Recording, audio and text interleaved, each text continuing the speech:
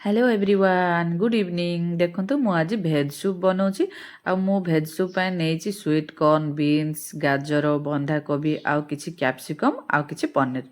तो प्रथमे कौन करी ना रसुण अदा छोट छोट पीस करी काटिदेली कंचा लंका जीरा सोरिष पकईकी ताकू फुटण दे सारा पर सबूतक भेजिटेबल मिक्स करके से पकईदेली ताकू भल भाव भाजीदेली जमी तार कंचा बास्ना पलैब आउ अल्प सीझीज।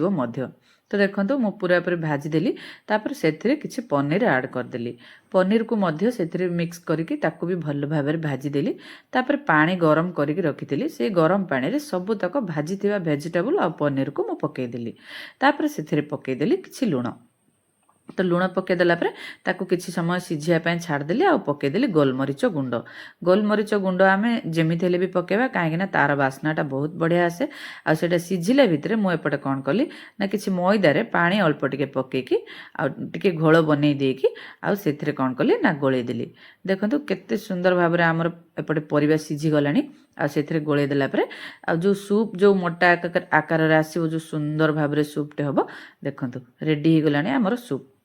तो मार्केट रे मिलिला भली हेतिला सेम खाइबा पाई भी बहुत स्वादिष्ट थिला।